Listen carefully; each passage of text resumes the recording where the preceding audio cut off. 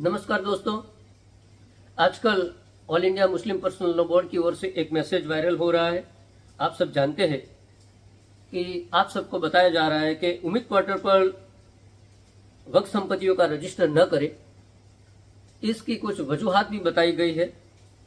इसमें मुख्य बात ये कही गई है कि इस बारे में ऑनरेबल सुप्रीम कोर्ट में कई याचिकाएं लंबित हैं और ये वक्फ संपत्तियों का पंजीकरण करने के लिए मुत्तवलियों पर दबाव बनाया जा रहा है और ये दबाव बनाना अदालत की अवमानना के समान है और कानून के कई संवैधानिक प्रावधानों के भी खिलाफ है। और जब तक ये याचिकाएं लंबित है तब तक वक्फ संपत्तियों का पंजीकरण उम्मीद पोर्टल पर न करे, ऐसा संदेश all India Muslim personal law board की ओर से फैलाया जा रहा है और इसमें व्हाट्सएप नंबर भी नीचे दिया गया है। तो आज हम इस बारे में बात करेंगे और सही बात आपके सामने रखेंगे। ये all India Muslim personal law board की ओर से फैलाया जा रहा संदेश तथ्यों के विपरीत है और इसकी कुछ वजूहात भी है। आप मुस्लिम पर्सनल लॉ बोर्ड से पूछिए कि अगर हमने इस संपत्तियों का पंजीकरण उम्मीद पोर्टल पर नहीं किया है और जो नए कानून में सजा का प्रावधान किया गया है और अगर कोई मुत्तवली को सजा होगी तो क्या all India Muslim personal law board इसकी जिम्मेदारी लेता है या नहीं। दूसरी बात, जब तक कानूनी प्रावधानों की बात है तो वक्फ अमेंडमेंट एक्ट 2025 में नई धारा 5 के तहत एक प्रावधान किया गया है मूल अधिनियम की धारा 3 में, और 3 भी जोड़ी गई है और इसमें पोर्टल पर वक्फ संपत्तियों का विवरण देना अनिवार्य बनाया गया है और इसके लिए नियम करने की भी सत्ता नए कानून में बनाई गई है धारा 46 के अनुसार। और इसका उपयोग करते हुए केंद्र सरकार ने इसके कुछ नियम भी बनाए हैं और इस नियम में नियम 5 और नियम 6 के तहत ये पोर्टल जारी किया हुआ है, उम्मीद पोर्टल। आप सब जानते हैं इसमें वक्फ का नाम, इसकी संपत्तियां, इसमें से होने वाली आय, इसमें से होने वाला खर्च और ट्रस्ट की आय के मुताबिक अलग अलग विभागों में कितनी कितनी रकम आवंटित करनी है वो सभी की जानकारी इसमें देनी है उम्मीद पोर्टल पर। लेकिन all India Muslim personal law board ने ये जानकारी उम्मीद पोर्टल पर पंजीकृत न करने की जो बात कही है वो सरासर गलत है, क्योंकि वो मुसलमानों को गुमराह करने की एक कोशिश है और इसलिए आप all India Muslim personal law board की बातों में न आए और जल्दी से जल्दी अपनी वक्फ प्रॉपर्टीज का पंजीकृत करें उम्मीद पोर्टल पर, क्योंकि जो नया कानून है इसमें धारा 32 के अनुसार एक प्रावधान किया गया है जो मूल 1995 का वक्फ एक्ट है, इसकी धारा है 61। इसमें कुछ बदलाव किए गए हैं नए कानून की धारा 32 के तहत। वो सेक्शन 61 की उपधारा बी में उपधारा 1A के तहत उपधारा 7 में ये बात जोड़ी गई है कि अगर आप नया कानून अमल में आने से 6 महीने के अंदर, यानी कि 8/4/2025 को यह नया कानून अस्तित्व में आया और 8/4/2025 से 6 महीना यानी कि 8/10/2025 तक उम्मीद पोर्टल पर अपना वक्फ की संपत्तियों का विवरण नहीं देते हैं या पंजीकृत नहीं करते हैं तो आपको 20,000 से कम नहीं और 1 लाख तक का जुर्माना हो सकता है और 6 महीने की सजा भी हो सकती है। ये स्पष्ट प्रावधान नए वक्त कानून में किया गया है और इसका विवरण भी नए कानून की धारा 5 में मैंने आपको आगे बताया, इसके तहत भी किया गया है। तो आप इसका ध्यान अवश्य रखें। All India Muslim personal law board सिर्फ ये मैसेज फैला रहा है कि कई याचिकाएं लंबित है ऑनरेबल सुप्रीम कोर्ट में, लेकिन ऑनरेबल सुप्रीम कोर्ट में ये उम्मीद पोर्टल वाली के वो नए कानून की धारा 5 में किया गया बदलाव कि जो मूल कानून था 95 वाला, इसमें वो धारा थी 3B, इसमें जो बदलाव किया इस पे उसके ऊपर कोई प्रकार का स्टे नहीं लगाया है। यानी कि याचिकाएं लंबित है लेकिन स्टे नहीं लगाया गया है। और ओरली भी क्या कहा गया है, 3 बातों पर कहा गया है कि जो 3D है नई कानून की, पुरातत्व सर्वेक्षण के अंतर्गत जो स्ट्रक्चर्स आते हैं और जो वक्फ बोर्ड में हिंदू का जो प्रावधान किया गया है हिंदू लोगों को लेने का, वो 2-3 मुद्दे पर ही सुप्रीम कोर्ट ने ओरली बात कही है, उसका भी ऑपरेटिव पार्ट कुछ है नहीं।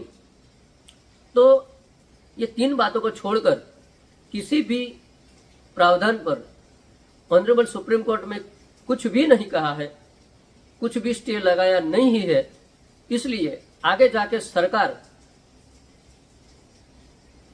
अगर आपने उम्मीद पोर्टल पर अपनी वक्फ संपत्तियों का पंजीकरण नहीं किया है, all India Muslim personal law board की बातों में आकर, तो आगे सरकार आपको पूछ सकती है कि क्या ऑनरेबल सुप्रीम कोर्ट ने स्टे लगाया था। अगर स्टे नहीं लगाया था तो आपने जो पंजीकरण नहीं किया है वो आपकी गलती है और इसलिए इसकी सजा आपको भुगतनी पड़ेगी। और तब all India Muslim personal law board आपको बचाने के लिए नहीं आएगा, ये मेरी गारंटी है। और all India Muslim personal law board supreme court में भी ये अपनी दलील नहीं दे सकता है कि हमने ये मैसेज किया था, इसके लिए हम जिम्मेदार हैं, सजा हमको दो। जब सजा की बारी आएगी तो all India Muslim personal law board ये मुत्तबलियों पर डाल देगा कि हमने तो किया था लेकिन आपको कानूनी जानकारी लेनी चाहिए थी। क्योंकि आज तक all India Muslim personal law board ने कभी भी जिम्मेदारी ली नहीं है। इसलिए मैं आपको आगाह कर रहा हूं कि all India Muslim personal law board की बातों में ना आए, ये आपकी जिम्मेदारी कभी भी नहीं लेगी। दूसरी बात, कई लोगों ने नीचे दिए गए व्हाट्सएप नंबर पर अधिकारियों का संपर्क करने की कोशिश की, लेकिन या तो फोन बंद आ रहा है या कोई उठा नहीं रहा है, किसी से बात हो नहीं रही है। ये मैसेज वायरल हो रहा है, इसलिए मैंने सोचा कि सही बात आप तक पहुंचे, इसलिए मैं आज आपके सामने आया हूं। तो मैंने कुछ प्रावधान भी आपको बताए हैं और मैंने इसके लिए डिटेल वीडियो एक हमारी लोकल लैंग्वेज गुजराती में भी बनाए हुए हैं। तो मैंने डिस्क्रिप्शन में इसकी लिंक भी डाली हुई है, आप चाहे तो उसका डिटेल वीडियो भी देख सकते हैं। तो आज का मेरा पर्पस ये था आपके सामने आने का कि all India Muslim personal law board ने जो एक संदेश फैलाया है आप लोगों के बीच में, वो गुमराह करने वाला संदेश है। अगर सरकार चाहे तो all India Muslim personal law board में वो संदेश फैलाने पर भी भारतीय न्याय संहिता की प्रावधानों के अनुसार गलत जानकारी देने के लिए भी क्रिमिनल केस हो सकता है। तो आप सचेत रहे, all India Muslim personal law board की बातों को सही न माने, क्योंकि ये अंतिम सत्य नहीं है। ये संदेश तो फैला दिया कि ना करे ना करे ना करे पंजीकरण, लेकिन अगर कोई आदमी पंजीकरण नहीं करता है और इसके लिए आने वाले समय में मैंने आपको बताया कि मूल अधिनियम की धारा 61B के अंतर्गत 1A के उपधारा 7 में वो पंजीकरण न करने के कारण जो समस्या आ सकती है, 6 महीने की सजा और 20,000 रुपये से कम नहीं और 1 लाख रुपये तक का जो फाइन हो सकता है, इसलिए इसके लिए क्या all India Muslim personal law board जिम्मेदारी लेता है? अगर आप पूछिए उससे अगर लेता है तो आप पंजीकरण ना करें, उसको लिखित में लीजिए, ओरल नहीं।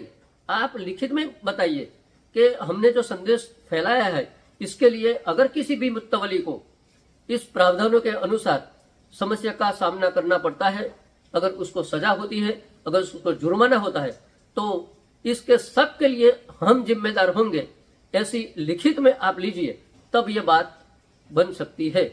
अन्यथा आप all India Muslim personal law board की बातों में ना आए और वो पंजीकरण वाला जो काम चल रहा है वो समय बहुत कम रह गया है। दूसरी बात कि अगर 8/4/2025 से 6 महीने के अंदर तुम ये उम्मीद पोर्टल पर अपना वक्फ प्रॉपर्टी के बारे में इंफॉर्मेशन अपलोड नहीं कर सकते हो, तो बाद में तुम ट्रिब्यूनल भी जा सकते हो। ये नई धारा की मूल धारा की 3B में भी इसका प्रावधान किया गया है। तो ट्रिब्यूनल में एप्लीकेशन कोई भी मुत्तवली कर सकता है और एप्लीकेशन करने के बाद ट्रिब्यूनल जो टाइम है वो 6 महीना खत्म हो गया है, तो 6 महीने तक का समय भी आपको, ज्यादा से ज्यादा 6 महीने तक का समय भी आपको दे सकता है। लेकिन इसके पहले आपको ये 8/4/25 से 8/10/2025 के बीच माहिती अपलोड न करने के ठोस सबूत और ठोस कारण भी बताने पड़ेंगे। अगर वक्फ ट्रिब्यूनल को संतुष्टि होती है कि बताए गए कारण बिल्कुल वाजिब है, तो आपको वो समय अवधि बढ़ाने का हुक्म, ऑर्डर, आदेश कर सकता है। प्रावधान है इसमें, यानी कि 8/4/2025 से वो ट्रिब्यूनल की कार्यवाही, ट्रिब्यूनल का जो प्रोसीजर है उसको जोड़ दे तो 1 साल तक का वक्त समय आपको मिल सकता है। लेकिन ये 6 महीना में इसमें नहीं गिन सकते, क्योंकि 8/4/2025 से 8/10/2025 तक का ही समय लॉ के अंतर्गत लिया गया है। दूसरी बात मैं आपको बताता हूं, ये all India Muslim personal law board ने ये मैसेज जारी किया, लेकिन मुस्लिम कम्युनिटी के अंदर भी बहुत जानकार लोग हैं और मैं उसको बहुत पसंद करता हूं। फैजन मुस्तफा साहब है जो हमारे संविधान के एक्सपर्ट कहलाए जाते हैं और बड़े बड़े नामी लोग उसको सुनने के लिए तरसते हैं। महमूद प्राचा साहब है, कई नाम है इस श्रृंखला के अंतर्गत। हमारे ओवैसी साहब है, ओवैसी साहब ने बताया है कि उम्मीद पोर्टल पर बताई गई जो डालने वाली माहिती है, हमारे मुत्तवली इतने पढ़े लिखे नहीं है तो कैसे डालेंगे। ओवैसी साहब ने ये बताया है, लेकिन ओवैसी साहब ने ये नहीं बोला कि डालना नहीं है। इसलिए आप ऐसे लोगों को सुने तो जो प्रावधान को अच्छी तरह से समझते हैं, इसका इंटरप्रिटेशन अच्छी तरह से कर सकते हैं, सही मायने में आपका हित चाहते हैं वो लोग। सब जानते हैं कि मुस्लिम कम्युनिटी में शिक्षा का जो स्तर है बहुत ही कम है, मुत्तवली ज्यादा पढ़े लिखे नहीं है, और वो जो सरकार ने ये बात कही है, मैं भी ये सम्मत हूं ओवैसी साहब से कि कैसे कर सकते हैं लोग। और जो संदेश का दूसरा भाग है, तो मैं इसके पर भी कुछ आपको बताऊं कि जो वो संदेश में कहा गया है कि सरकार द्वारा मुत्तवलियों पर पंजीकरण का दबाव अदालत की अवमानना के समान है, मैं इससे सहमत नहीं हूं। किसी भी अदालत में कोई भी मामला विलंबित होने के कारण उसके पर स्टे नहीं दिया गया है, तो इसके जो कार्यवाही हो रही है और वो कार्यवाही ये अदालत की अवमानना की श्रेणी में नहीं आती है। ये मुस्लिम पर्सनल लॉ बोर्ड ने आपके सामने ये गलत जानकारी पेश की है। मैं all India Muslim personal law board को चेतावनी वो चैलेंज कर रहा हूं कि अगर मैं गलत हूं तो आइए मेरे साथ चर्चा करने के लिए। अगर आप तो बहुत बड़े जानकार होंगे, हम छोटे हैं, लेकिन हम अपनी हिसाब से आपको कन्विंस करेंगे कि आपने ये गलत जानकारी दी है, ये कोर्ट की अवमानना नहीं है, इसकी श्रेणी में आती ही नहीं है। इसलिए कृपया गरीब लोगों के बीच में ऐसी गलत जानकारी आपके द्वारा न जाए, इसका ध्यान अवश्य रखिए। मैं इस बात से सहमत हूं all India Muslim personal law board की कि यह कानून कई संवैधानिक प्रावधानों के खिलाफ विपरीत है। मैं इस बात से सहमत हूं, जिस पर अदालत में कई याचिकाएं लंबित है। यह भी सही है, ये दोनों बात से मैं सहमत हूं। लेकिन ये पंजीकरण वाली बात, अगर पंजीकरण करता है कोई, सरकार इसकी प्रोसीजर आगे बढ़ाती है, वो अदालत का अवमानना है, इस बात से मैं सहमत नहीं हूं। तो आपको जो बताया गया है कि रजिस्टर न करें, आप इसको न माने, लेकिन आप बहुत बड़ी दिक्कत में आ सकते हैं, क्योंकि 20,000 रुपये से कम तो आपको जुर्माना होना ही नहीं है, और वह जुर्माना 1,00,000 रुपया तक जाएगा। अगर आपकी वक्त प्रॉपर्टी की आय भी इतनी नहीं है तो आप क्या करेंगे? अगर आपके पास पैसे नहीं है तो 6 महीने के लिए जेल जाने के लिए आप रेडी रहिए। और आप जानते हैं कि हमारे देश में हमारे उपराष्ट्रपति की तबीयत अचानक बिगड़ सकती है, तो आने वाले भविष्य में आपकी भी तबीयत ये पंजीकरण न करने पर कभी भी बिगड़ सकती है। और इसके लिए जो उपचार है वो उपचार बहुत महंगा है। इसलिए पहले से ही हम सोचे कि हम बीमार ही ना पड़े, तो उपचार कराना ही ना पड़े। तो all India Muslim personal law board को भी मेरी विनती है कि कृपया इस मैसेज को आप वापस लीजिए और एक स्पष्टीकरण आपकी तरफ से जारी कीजिए कि हमने जो मैसेज दिया था इसका अर्थघटन सही तरीके से करें, और इसके लिए हम जिम्मेदारी लेते हैं या नहीं लेते हैं, ये स्पष्टीकरण भी all India Muslim personal law board की तरफ से आना चाहिए। तो मित्रों, आज आपके सामने आने की मेरी वजह यही थी कि मैं आपको आगाह करूं, क्योंकि ये वीडियो मेरा सेव करके रख लीजिएगा कि जब तक ऐसी नौबत आए तो आपको समझ आए कि कोई अशोक डाभी एडवोकेट नाम का कोई व्यक्ति आपको बताने के लिए आया था।